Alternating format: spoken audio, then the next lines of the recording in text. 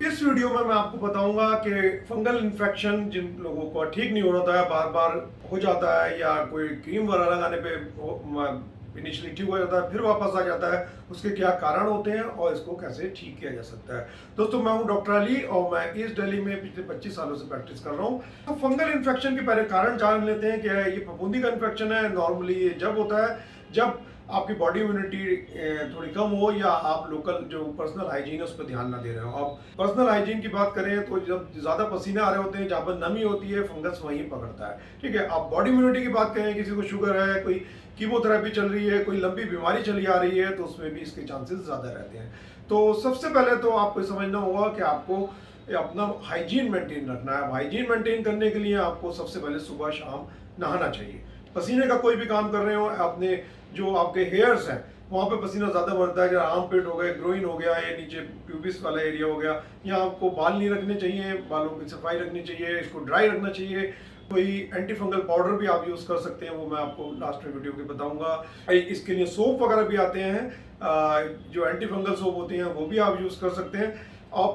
अब होता क्या है, जब कभी किसी को ये इन्फेक्शन हो जाता है तो ये एक से दूसरे को फैमिली में लग जाता है। ठीक है, क्योंकि ये कॉन्टिग्यूस होता है। इसकी जो स्पोर्स होते हैं, अब वो एक से दूसरी जगह पे बेड के थ्रू या जो भी कॉमन चीज़ें, टॉवल्स हो गए, कुछ लोग अपने कपड़े भी शेयर करते हैं, तो उससे एक दूसरे को लग जाता है। ये मल्टीपल लोगों को हो जाता है। तो सबसे पहले तो अगर ये किसी को इन्फेक्शन है तो अपने वो इस चीज़ का बिल्कुल ध्यान रखे कि अपनी चीज़ें शेयर ना करे, और कोशिश करे कि जो डिस्पोज करने वाली चीज़ें, फेंकने वाली चीज़ें जो मतलब ज़्यादा महंगी नहीं है, जिसको आप फेंक सकते हैं, अंडरवियर बनियान, उन्हें आप फेंक ही दें। और बिस्तर वगैरह अपने आपको धूप में डालने होते हैं डेली, और कपड़े जो भी आप चेंज करते हैं वो उबलते हुए पानी में आपको धुलवानी चाहिए, तो सो दैट उसके स्पोर, जो फंगल के जो स्पोर्स हैं वो खत्म हो जाए।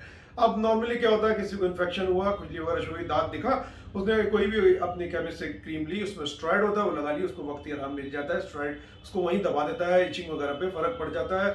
धब्बा जो उसका ऊपर दिख रहा होता है, रिंग वॉर्म वाला इन्फेक्शन जो वो उसका आपका दिख रहा होता है, वो भी ठीक होना शुरू हो जाता है, पेशेंट खुश हो जाता है, वो खत्म हो जाता है एक हफ्ते में रहता है। फिर वो अभी खत्म नहीं हुआ इन्फेक्शन, वो अंदर ही अंदर है, उसके स्पोर्स खत्म नहीं हुए, सिर्फ ऊपर का एक लेयर का जो इन्फेक्शन है वो खत्म हुआ है। ट्यूब भी दो तरीके से यूज करनी होती है। अगर बहुत ज्यादा इचिंग है आपको, तो इचिंग के लिए नाइट में आप स्टेरॉइड वाली क्रीम यूज कर सकते हैं। मैं ये दिखा रहा हूँ, इतनी सारी आप कोई भी यूज करें, मैं किसी कंपनी को प्रमोट करना नहीं चाहता। डे टाइम में आपको सिर्फ एंटी फंगल यूज करनी होती है। ठीक है, उसमें स्टेरॉइड वगैरह कुछ ना हो।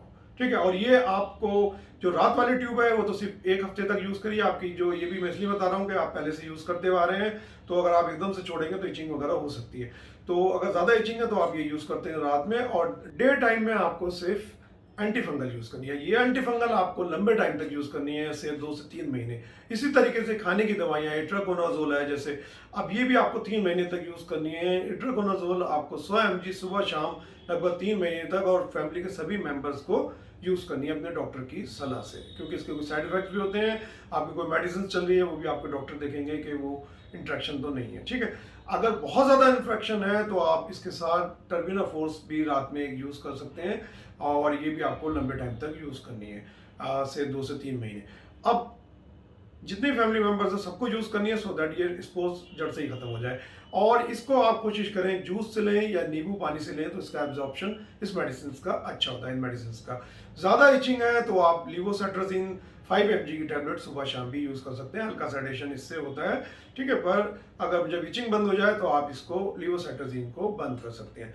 तो मेन इसमें है आपको जो ड्राई रखना है पार्ट को, आप उस पर जो एंटी फंगल पाउडर है, कैंडिड पाउडर है, क्लोराटिल पाउडर, वो यूज़ कर सकते हैं, माइकोडर्म यूज़ कर सकते हैं, वो रखें, ड्राई रखें, और चीज़ों को शेयर ना करें। और इसके लिए सबसे अच्छा तरीका इससे बचने का ये होता है कि आप रात को भी बात लें, रात को भी नहाएं, सो दैट जो भी पसीना या पोर्स आए, और साबुन से नहाना बहुत जरूरी है, अदरवाइज साबुन से नहीं नहाएंगे तो स्पोर्स इसके खत्म नहीं हो पाते हैं। ठीक है, एंटी फंगल में आप जो है कीटोस्टार सोप यूज़ कर सकते हैं नहाने के लिए, दैट इज गुड, या आप कोई भी एंटी फंगल सोप अपने अकॉर्डिंग जो आपके डॉक्टर बताते हैं वो उसके यूज़ कर सकते हैं। तो दोस्तों, ये थी एक वीडियो जिसमें मैंने आपको बताया कि अगर आपको बार बार फंगल इन्फेक्शन, रिंगवर्म खुजली, दांत खाज खुजली हो रही है तो उससे आप कैसे बच सकते हैं।